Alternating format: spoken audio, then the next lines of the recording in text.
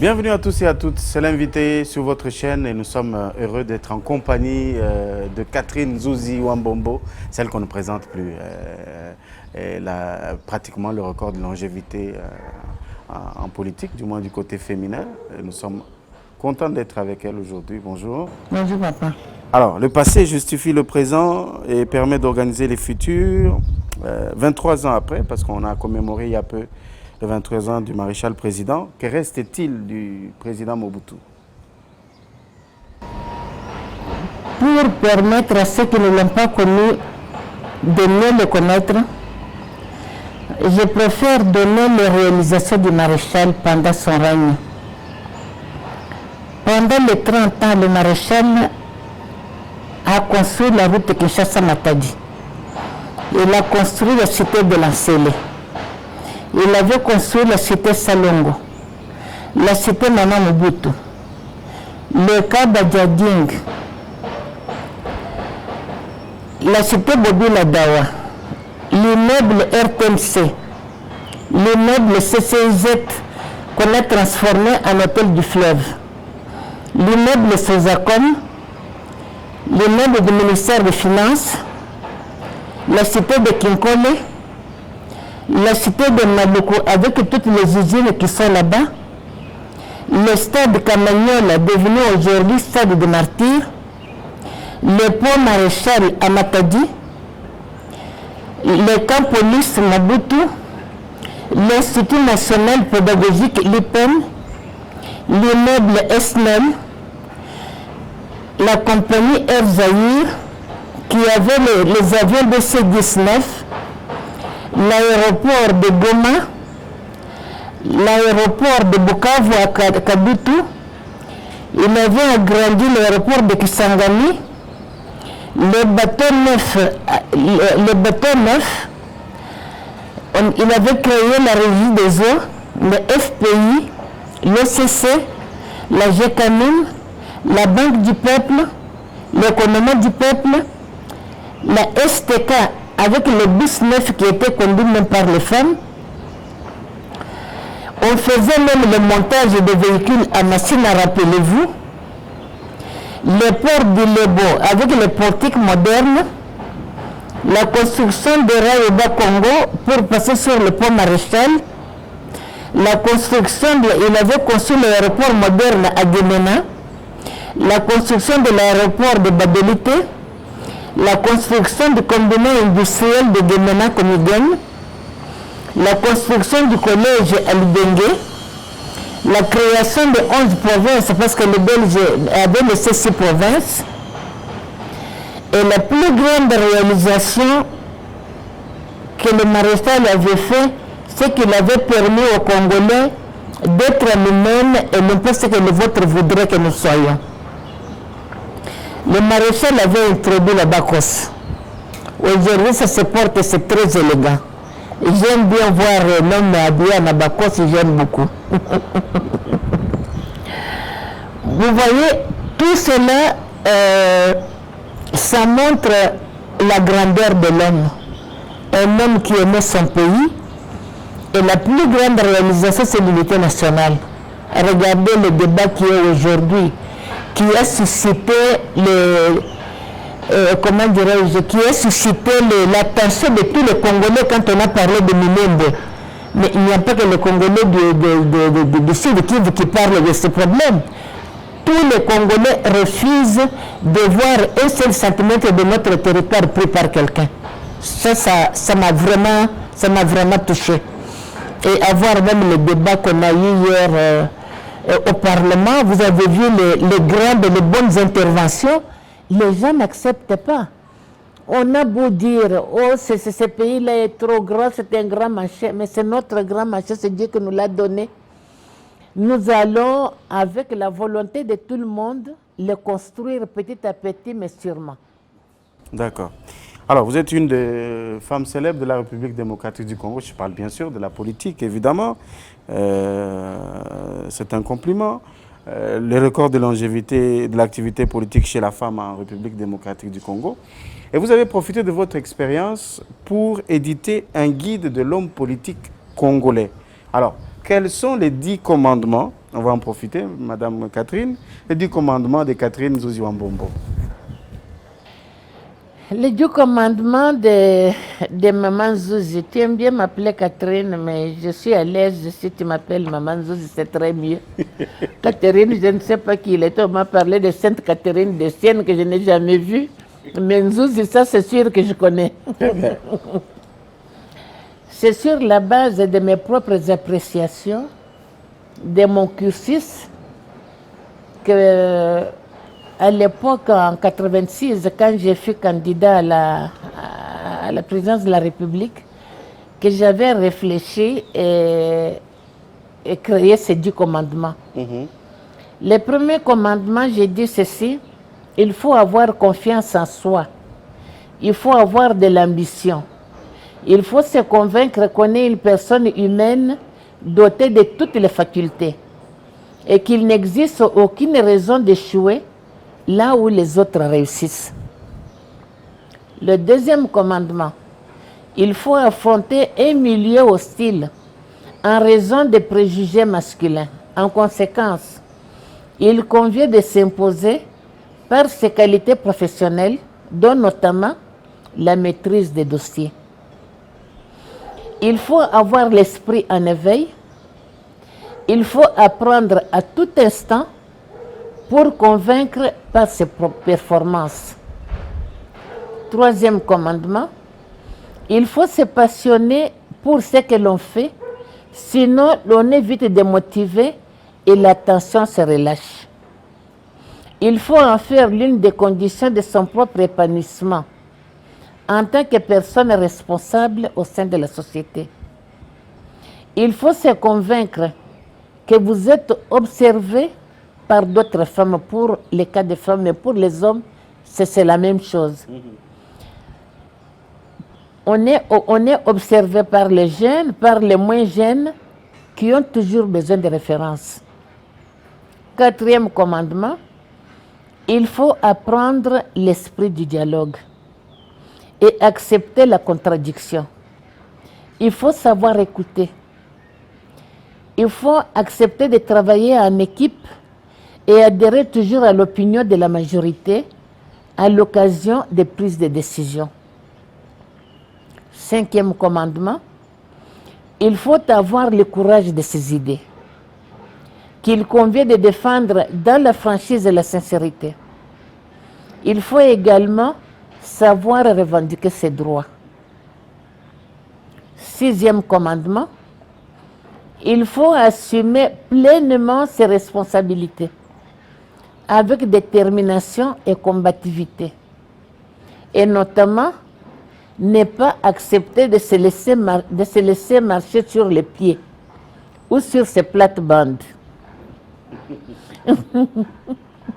Septième commandement: il faut préserver soigneusement ses qualités morales intrinsèques, qui sont l'honnêteté, l'honneur, la dignité et surtout la discrétion. Il faut développer l'autodiscipline comme pratique de vie. Huitième commandement: il faut s'accrocher fermement aux principes pour triompher des états d'âme et garder le cap. Les principes constituent une fondation qui stabilise l'édifice. Neuvième commandement: il faut avoir des convictions et être prêt à les défendre, même au prix des sacrifices. Enfin, dixième commandement: il faut savoir concilier sa vie familiale avec sa vie professionnelle. Car la famille, c'est ce qui vous reste quand vous avez tout perdu. C'est le noyau dur de votre base politique. Voici mes commandements. Là, c'est les 10 commandements de Maman Zouzi, Voilà. le guide de l'homme politique congolais. Est-ce que vous avez partagé ça avec vos collègues politiciens?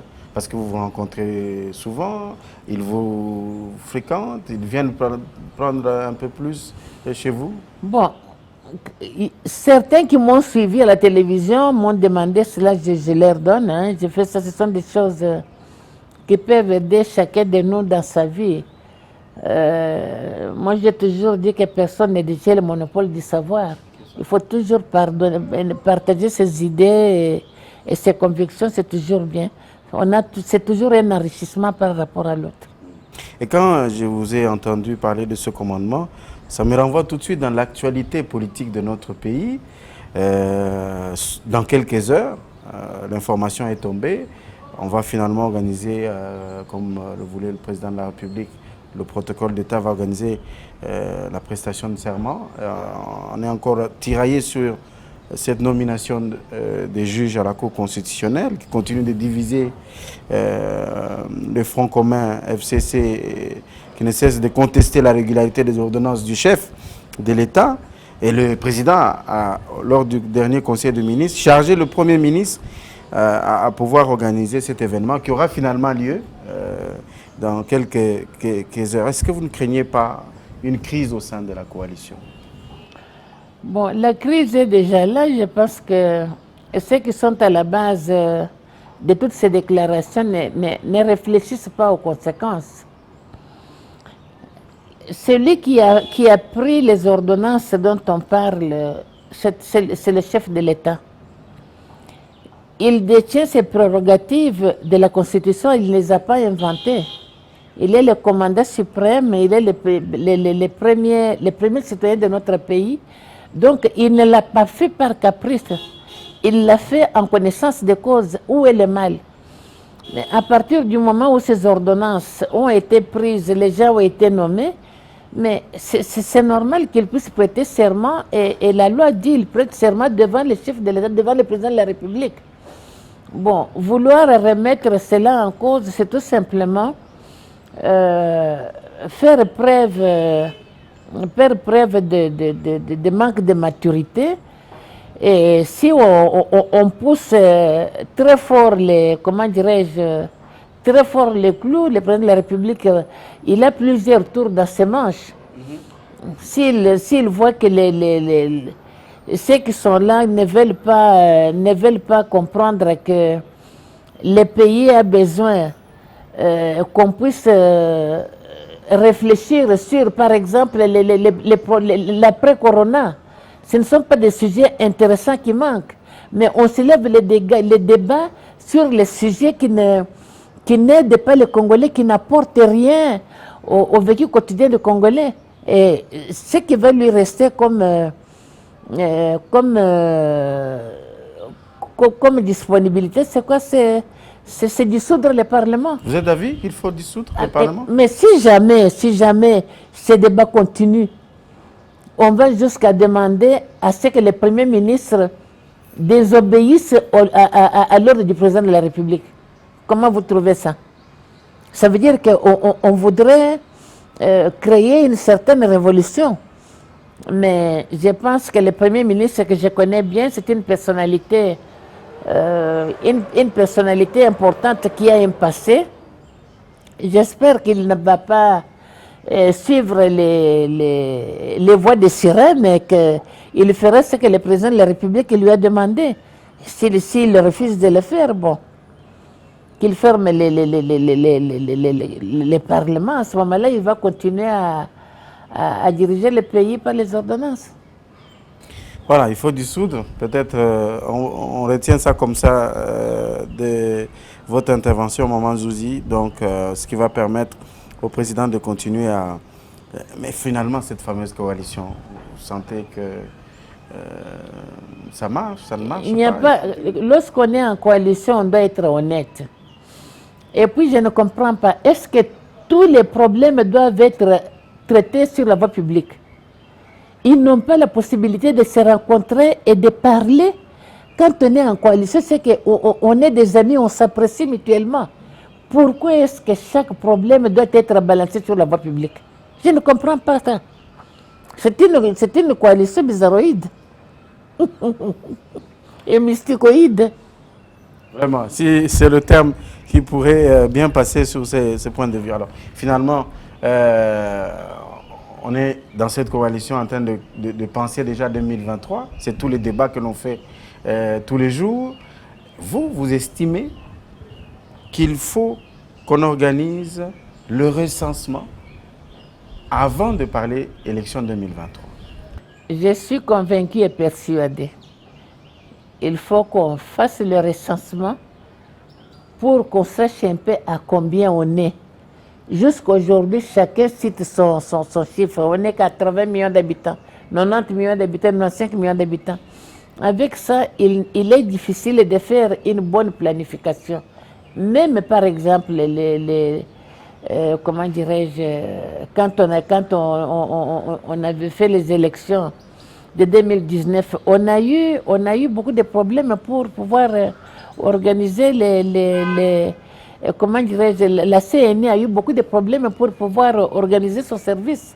Si on sait à combien on est et qui sont réellement des Congolais, il y a un débat aujourd'hui dans le Sud Kivu. Minembwe, vous avez suivi hier, il y en a qui disent qu'on est 11 000. Non, les autres, non, on est à 20 000. Il y en a qui disent non, on est à 10 000. Un pays ne doit pas être géré sur la base de supputations. On doit avoir des chiffres, des vrais chiffres. Pas parler sur des choses approximatives. Et là, ce n'est pas bien pour la gestion d'un pays. Donc, si on fait le recensement et qu'on donne surtout, qu'on profite de cette occasion pour donner aux Congolais les cartes d'identité. Les dernières cartes d'identité qu'on a eues, c'était en 1984. Aujourd'hui, il n'y en a plus. Il y en a qui utilisent les cartes d'électeurs comme carte d'identité. Non, la carte d'électeur n'est pas une pièce d'identité. Et il y en a qui vont même, quand ils vont à la banque, retirer de l'argent avec le permis de conduire. Franchement, ça c'est quelque chose qu'il faut régler assez rapidement. Nous avons l'hôtel de Monnaie. L'hôtel de Monnaie, lorsqu'on avait construit l'hôtel de Monnaie, on disait que tous les documents précieux, on peut les faire là-bas. Pourquoi est-ce que l'hôtel de Monnaie, on ne peut pas lui confier cette responsabilité d'imprimer les cartes d'identité? Et comme ça, si on fait les recensements, on aura l'occasion de donner à chacun une pièce d'identité avec sa photo, et c'est rassurant pour le pays. Parce que ce qui s'est fait maintenant, ce n'est pas normal. Mais il y en a qui pensent que vous voulez vous cacher, on parle de l'opposition, vous voulez vous cacher derrière le recensement, et puis qui oppose aussi le problème de moyens. Où est-ce qu'on va trouver les moyens pour recenser tous les Congolais à travers le pays? Il y a les moyens, papa. Ce pays ne manque pas les moyens. Le président Fachi a commencé à boucher les trous avec les fonctionnaires. On a vu à la fonction publique où il y avait beaucoup de fonctionnaires fictifs. Ça ne va pas s'arrêter là. Dans les autres domaines de la vie également, dans les différentes entreprises, on doit également voir. Il faut qu'on puisse respecter la loi. Si on ne fait pas ça, on doit toujours faire tout par supposition, ça ne va pas. Qui va chercher à se cacher? Non, au contraire. Un vrai Congolais ne peut pas avoir peur comment dirais-je, de se présenter et de s'afficher, de s'affirmer. Ce sont ceux-là qui ne sont pas sûrs d'eux, qui préfèrent, qui ont peur des recensements. Moi, je suis pour qu'on fasse le recensement, pour qu'on sache à combien on est réellement. Et comme ça, quand on ira aux élections, on saura que dans telle province, on a droit à autant de députés dans telle province, et tout le monde sera à l'aise. Alors, on va profiter de votre expérience dans la territoriale pour essayer d'analyser la question de Minembwe. C'est vrai, vous avez suivi le débat hier. Le ministre va revenir dans 48 heures pour apporter encore des réponses à des zones d'ombre des honorables députés. Quel est votre avis, quelle est votre analyse de cette question de Minembwe? Vous savez, hier, j'étais vraiment très fière. Quand je suivais les débats à la télévision, les débats qu'il y a eu au Parlement sur le Minembwe, quand le ministre d'État Robert a parlé, je voyais comment les députés, comment ça bouillonnait. À travers leur intervention, j'ai compris que aucun Congolais n'accepte pas qu'on puisse céder un maître de notre territoire. Ça, on croyait que ce n'était pas une réalité, mais là, vraiment, s'il y a une chose que le président Mobutu a donnée aux Congolais, c'est le sentiment d'appartenir à la même nation. C'est un sentiment qui est increvable. Où que nous soyons, l'unité nationale, c'est une chose réelle. Les gens du Kasaï se sont sentis concernés dans Minembwe. Les gens de la province orientale ont désapprouvé le cas de Minembwe. Les gens du Katanga, du Bas-Congo. Un pays doit être comme ça. Et je pense que ceux qui avaient des idées de la balkanisation ont compris que nous ne pouvons plus essayer. Le Congo restera un et indivisible. Mais pour éviter que cela puisse se matérialiser, moi je demanderais un peu à nos députés de réfléchir pour qu'on puisse faire marche en arrière et rentrer à la territoriale des non-originaires. Qu'on ait les gouverneurs qui sont nommés. Parce qu'aujourd'hui, c'est l'argent qui parle. Le montant de la caution qui était exigé pour les candidats gouverneurs, il faut battre la campagne. Rien ne prouve que l'argent est toujours chez ceux qui sont intelligents, ce n'est pas vrai. Donc, on a eu les gens qui sont passés, non pas parce qu'ils sont compétents, mais c'est parce qu'ils ont eu les moyens de battre la campagne et les moyens de se présenter. Or, si nous avons les gouverneurs qui sont les fonctionnaires de carrière ou les personnalités qui ont de l'expertise et une expérience, qui sont nommés, là vous verrez que comme avant, on aura des gouverneurs de grande valeur, comme nous les avons eu dans le temps. Je n'étais pas du Bas-Congo, mais j'ai été adopté dans cette province. Oui, c'est une province, je suis resté attaché à cette province jusqu'à aujourd'hui. Chaque fois quand il y a quelque chose qui se passe là-bas, je me sens concerné. J'avais construit un marché, il y avait un mur qui était tombé, mais on est venu me le dire ici que c'est ça, maman, mur et Koyaki. Et je me suis résolu d'arranger ça. J'ai été adopté, c'est une population qui est très calme, sociable. Je me sens concerné comment dirais-je, par tout ce qui se passe là-bas. Donc, si on a eu le cas avec le gouverneur Condé qui était parti au Katanga, on a eu le gouverneur Condé Ville Kikanda qui a été élu député à Goma, alors qu'il est du bas-fleuve. Élu massivement d'ailleurs. Élu massivement. Voilà les choses que nous devons refaire pour consolider l'unité nationale. Il n'a jamais été contesté. Nous devons continuer comme ça. Que cette affaire des originaires pour la territoriale, franchement, nous avons essayé, on a donné que ça n'a pas, on a essayé, on a vu que ça n'a pas donné les bons résultats. Il faut qu'on fasse marche en arrière. Il y a des conflits dans toutes les provinces, entre les gouverneurs et les assemblées provinciales. Et quand vous regardez, c'est toujours pour l'argent. Ah non, il n'est pas de notre tribu. Je crois qu'on a... On cherche à tout prix à les déstabiliser. Et ça ne va pas. Il faut qu'on rentre en arrière. Et à retrouver... Est-ce que ce serait facile de nos jours C'est une question de volonté politique. Est-ce que c'est une façon peut-être de décourager le tribalisme? Bien sûr. Si on revient à la technique de gouvernement... C'est une façon de décourager le tribalisme parce qu'on verrait que chacun se sentirait là où il est, comme on disait, le Congolais doit se sentir libre et originaire là où il choisit de résider. C'est faux de croire que c'est seulement dans ta province d'origine que tu seras mieux aimé, mieux considéré. Ce n'est pas vrai, au contraire. Moi, je suis du Kasaï, mais je n'ai pas beaucoup d'amis kasaïens. J'ai les amis originaires de toutes les provinces. Donc, c'est faux de croire que tu peux être seulement aimé, apprécié seulement par les gens de ta province. Ça, c'est pas vrai. Ça, c'est pas vrai. Et vous partagez d'ailleurs votre expérience avec nous très très jeune à l'époque. Bien sûr. Vous aviez exercé comme gouverneur dans la province du Bas-Congo et à Kinshasa. Et à Kinshasa, évidemment. C'est pour ça qu'on parle de cette belle carrière politique que vous partagez d'ailleurs avec bonheur avec nous. Alors, par rapport à toute cette reconnaissance, on se rappelle que la première dame du Congo, la distinguée Denise Nyakeru Tshisekedi, vous a rendu hommage à travers une visite de courtoisie. Congo féminin, les femmes les plus fortes, et vous êtes d'ailleurs parmi celles-là. Les femmes qui ont impacté l'histoire du Congo depuis près de 60 ans maintenant. Alors, qu'avez-vous demandé à la première dame?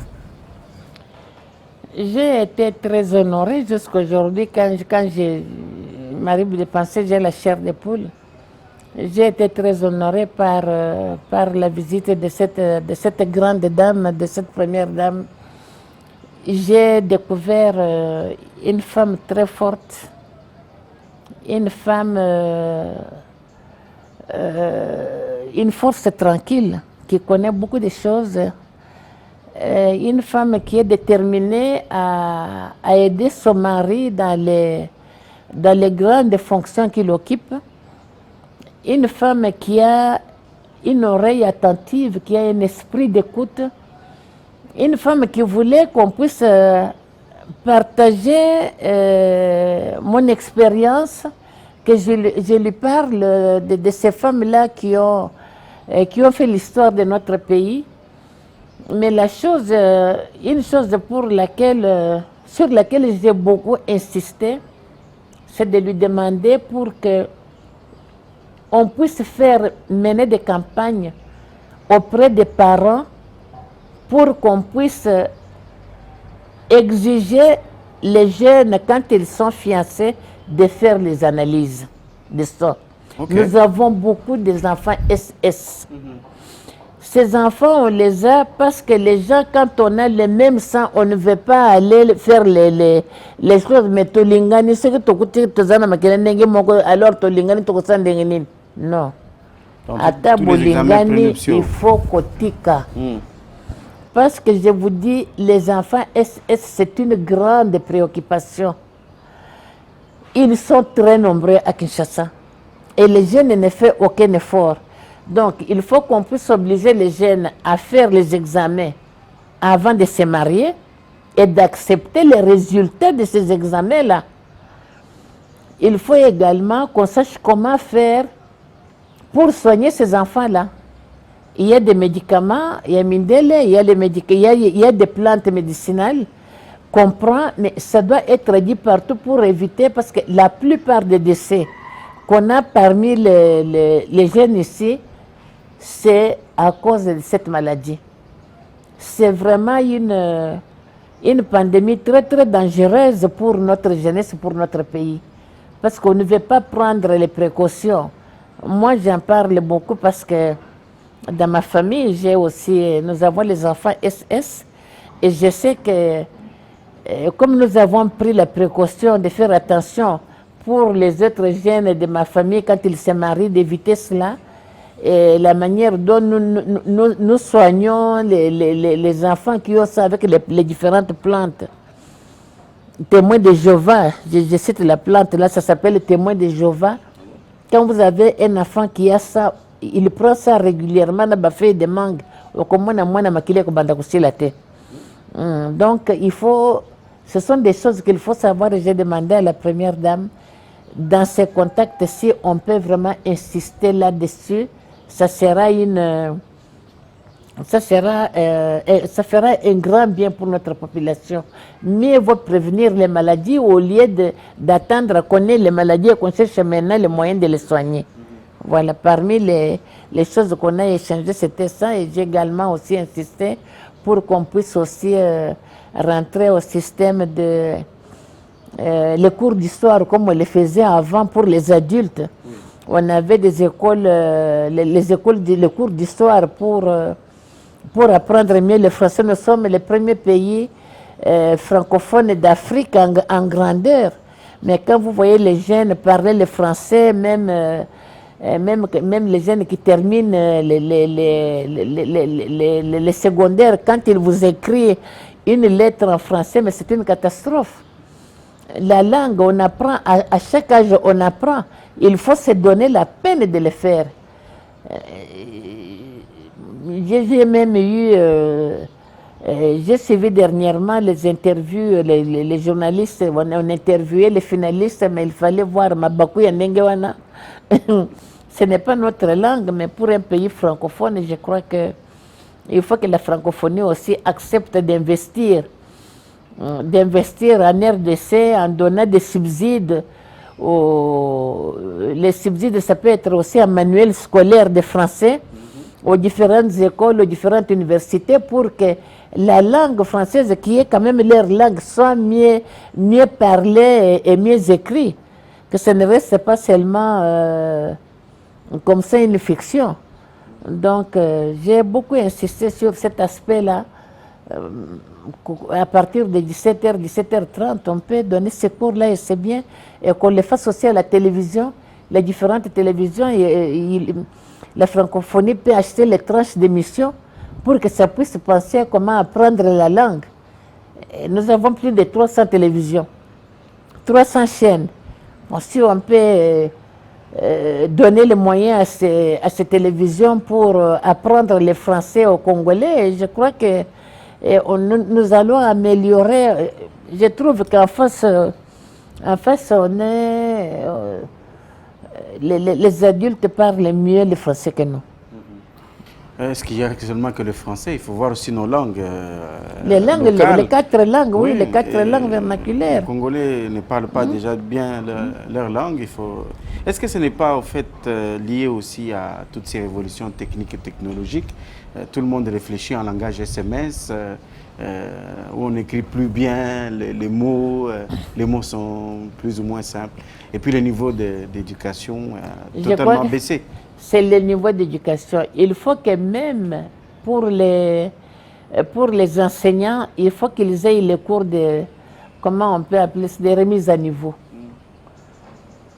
Et pour les enseignants, ça c'est vraiment indispensable. La francophonie, la France, c'est une grande nation. Peut-il trouver mauvais de pouvoir financer l'apprentissage de la langue? Non. Mais s'il peut utiliser un budget pour financer les instituts supérieurs, les écoles secondaires, même les primaires, mais vous verrez que la langue française sera très bien parlée. C'est un grand problème, même sur les SS. Et je crois que là aussi, il faut que les gens comprennent que détourner une langue, ce n'est pas la rendre, ce n'est pas juste non plus. Vous voulez faire un SMS, ben faites ça convenablement au lieu de détourner les mots. Je ne comprends pas cet état d'esprit. Et en le faisant, ça va grandir notre pays, ça va grandir notre peuple. D'accord.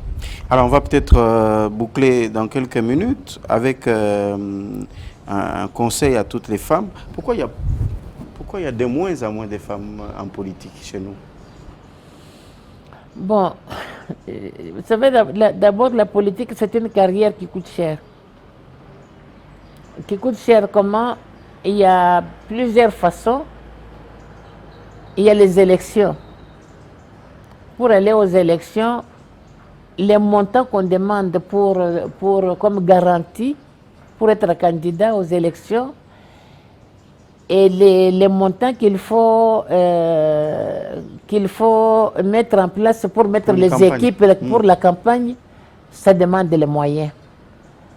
Toutes les femmes n'ont pas ces moyens-là. S'il faut prendre un crédit à la banque, on va vous demander des hypothèques. Et toutes les femmes n'ont pas des hypothèques à donner. Je crois que de plus en plus, l'unique possibilité qui reste, c'est par dénominateur. Et là, je félicite le président Fachi parce que j'ai vu qu'on a quand même un peu de femmes au gouvernement par rapport à ce qui se faisait avant. Mais nous aimerions que ça soit à part égale parce que nous avons aujourd'hui les compétences féminines dans toutes les disciplines de la vie nationale. Et ça, les femmes sont à féliciter. Mais il faut qu'elles acceptent d'oser. Pour gérer le pays, il faut passer par la politique. Or, la plupart des femmes veulent rester dans les organisations de la société civile. Avec la société civile, on ne gère pas le pays. Donc il faut passer par la politique, il faut adhérer dans les partis politiques qui existent. Et dans ces partis politiques, il faut avoir le courage d'oser et de revendiquer aussi. Quand on fait les remaniements, si vous voyez que vous avez des ambitions, il faut attirer l'attention du président de votre parti politique. Voilà, moi aussi je suis intéressé. Et pourquoi pas, mais on dit qu'il ne dit mot qu'au sang. Et il y a des partis politiques, ils veulent avoir les femmes dans les partis pour avoir un nombre important de militants.